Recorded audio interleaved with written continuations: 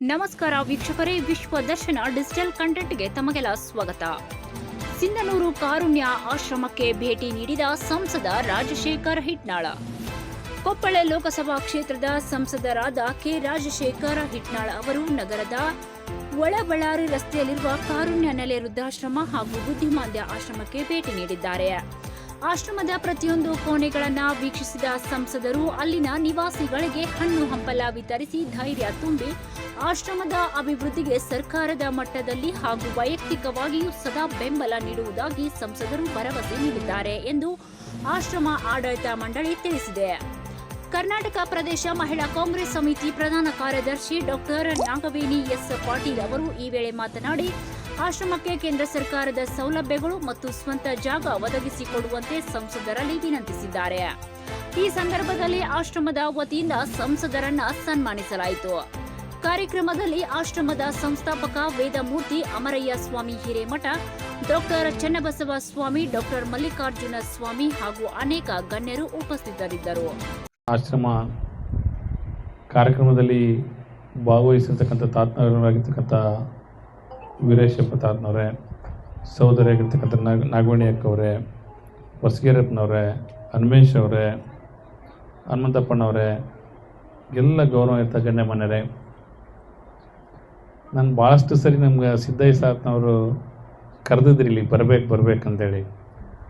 ನನಗೆ ಬರೋಣ ಅಂದ್ಕೊಂಡಿದ್ದೆ. ಕೆಲವಿಷ್ಟು ಅನಿವಾರ್ಯ ಕಾರಣಗಳಿಂದ ಇಲ್ಲಿ ಬರಲಿಕ್ಕಾಗಿರಲಿಲ್ಲ. ಇದ್ರ ಬಗ್ಗೆ ಕೇಳಿದ್ದೆ ನಾನು, ಆದರೆ ಇಲ್ಲಿ ಬಂದು ನೋಡಿದ ಮೇಲೆ ಗೊತ್ತಾಯಿತು ಕಾರುಣ್ಯದಲ್ಲಿ ಎಷ್ಟೆಷ್ಟು ಇವತ್ತು ಜನ ತಮ್ಮ ಕುಟುಂಬಕ್ಕಿರ್ಬೋದು, ಸಮಾಜಕ್ಕಿರ್ಬೋದು ಸೇವೆ ಸಲ್ಲಿಸಿ ಇಳಿ ವಯಸ್ಸಿನಲ್ಲಿ ಎಂಥ ಕಷ್ಟ ಪರಿಸ್ಥಿತಿಯಲ್ಲಿದ್ದಾರೆ ಅಂತೇಳಿ. ಇವತ್ತು ಸಮಾಜದಲ್ಲಿ ಒಬ್ಬ ಮನುಷ್ಯ ಹುಟ್ಟಿದ ಮೇಲೆ ಆ ಸಮಾಜದ ಜವಾಬ್ದಾರಿಯನ್ನು ತೀರಿಸ್ಬೇಕಂತ ಹೇಳ್ತಾರೆ. ಇವತ್ತು ಭಾಳಷ್ಟು ಜನ ಅವ್ರ ಕುಟುಂಬದ ಜವಾಬ್ದಾರಿಯನ್ನು ನಿಭಾಯಿಸ್ಲಿಕ್ಕಾಗ್ಲಾರ್ಥ ಜನ ಇದ್ದಾರೆ. ಅಂಥದ್ರಲ್ಲಿ ಸಿದ್ದಯ್ಯ ತಾತನವರು ಒಂದು ಬಹುದೊಡ್ಡ ಜವಾಬ್ದಾರಿಯನ್ನು, ನಾನು ಆಗಲೇ ಹೇಳ್ತಾ ಇದ್ದೆ, ಇವತ್ತು ನಾವೊಂದು ಸಂಸ್ಥೆ ನಡೆಸ್ಬೋದು, ಶಿಕ್ಷಣ ಸಂಸ್ಥೆ ನಡೆಸ್ಬೋದು, ಒಂದು ಹಾಸ್ಟೆಲ್ ನಡೆಸ್ಬೋದು. ಆದರೆ ಇಂಥ ಸಂಸ್ಥೆ ನಡೆಸೋದು ಭಾಳಷ್ಟು ಕಠಿಣ ಪರಿಶ್ರಮ ಬೇಕು, ಮತ್ತು ಅದಕ್ಕೆ ಒಂದು ಡೆಡಿಕೇಶನ್ ಬೇಕು. ಅವ್ರು ಕರ್ಕೊಂಬಂದ್ರೆ ಎಲ್ಲರೂ ಕೂಡ ನಮ್ಮವರು, ಅವ್ರಿಗೆ ಯಾವುದೇ ರೀತಿ ಭಾಳಷ್ಟು ಜನ ಆರೋಗ್ಯವಾಗಿ ಇದ್ದವರು ಇದ್ದಾರೆ, ಆರೋಗ್ಯವಾಗಿ ಇಲ್ದರು ಕೂಡ ಇದ್ದಾರೆ. ಅವ್ರನ್ನ ಮಗು ಥರ ಜೋಪಾನ ಮಾಡಬೇಕು. ಎರಡು ಮಕ್ಕಳು ಜೋಪಾನ ಮಾಡ್ಬೇಕಂದ್ರೆ ಗಂಡ ಹೆಂಡತಿಗೆ ಅದೇ ದೊಡ್ಡ ಕಷ್ಟ ಆಗಿರುತ್ತೆ. ಇವತ್ತು ಸುಮಾರು ಚನ್ನಬಸಪ್ಪ ತಾತ 50 ಮಕ್ಕಳು ಜೋಪಾನ ಮಾಡಿದಂಗೆ ಆಗೈತಿ. 50 ಮಕ್ಕಳು ಜೋಪಾನ ಮಾಡಿದಂಗೆ ಆಗೈತಿ. ಆ ಭಗವಂತ ನಿಮಗೆ ಒಳ್ಳೆ ಆರೋಗ್ಯ ಮತ್ತು ಇಂಥ ಸಂಸ್ಥೆಗಳು ನಡೆಸಬೇಕಾದ್ರೆ ಇವತ್ತು ಚನ್ನಬಸಪ್ಪ ತಾತನವ್ರು ಈ ಸಮಿತಿ ಸದಸ್ಯರು ನಿಮ್ಗೆ ಅಷ್ಟೇ ಆಗಲ್ಲ, ಇದಕ್ಕೆ ಸರ್ಕಾರ, ಜನಪ್ರತಿನಿಧಿಗಳು ಪ್ರತಿಯೊಬ್ಬರ ಜವಾಬ್ದಾರಿ ಕೂಡ ಎಲ್ಲರೂ ಕೈ ಜೋಡಿಸಿದ್ರೆ ಇಂಥ ಜೀವಗಳಿಗೆ, ಇಂಥ ಇವತ್ತು ಹಿರಿಯರಿಗೆ ಒಂದು ಸಾಮಾಜಿಕ ನ್ಯಾಯವನ್ನು ಕೊಟ್ಟಂಗಾಗತ್ತೆ. ಇವು ಸಮಾಜದಾಗ ಇಂಥ ಪರಿಸ್ಥಿತಿಗಳು ಬರಬಾರ್ದು, ಯಾರಿಗೂ ಕೂಡ ಬರಬಾರ್ದು. ಯಾಕಂದರೆ ಇವತ್ತು ಸಮಾಜದಲ್ಲಿ ಜೀವನ ಮಟ್ಟ ಸುಧಾರಿಸಿಬಿಟ್ಟೈತೆ, ಎಲ್ಲರೂ ಕೂಡ ಚೆನ್ನಾಗಿದ್ದಾರೆ. ಆದ್ರೆ ಒಂದು ರೀತಿ ಚೆನ್ನಾಗಿರೋದೇ ಮುಳ್ಳು ಆಗಿಬಿಟ್ಟೈತೆ.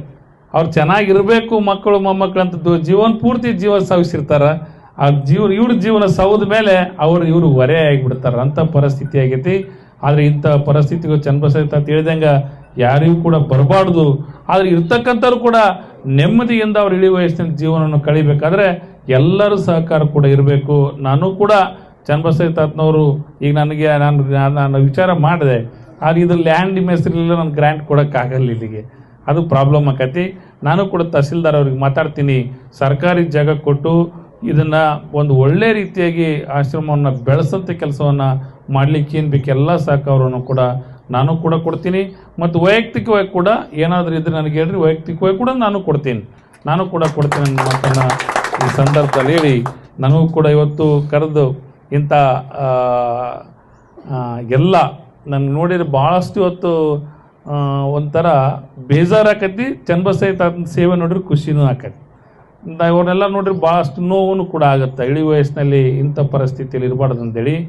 ಆದರೆ ಅವ್ರು ಏನೇ ಪರಿಸ್ಥಿತಿ ಬಂದರೂ ಕೂಡ ಅವ್ರ ಜೊತೆ ನಾವು ಇದ್ದೀವಿ ಅಂತೇಳಿ ಚನ್ನಬಸವ ತಾತ ಅದನ್ನಲ್ಲ, ಅದಕ್ಕೆ ಭಾಳ ಖುಷಿಯಾಗುತ್ತೆ. ಆ ದೇವ್ರ ಭಗವಂತನ ಹೆಚ್ಚಿನ ಶಕ್ತಿ ಕೊಡಲಿ ಅಂತೇಳಿ ನನ್ನ ಅನಿಸಿಕೆಗೆ ವಿರಾಮ ಹೇಳ್ತೀನಿ. ನಮಸ್ಕಾರ.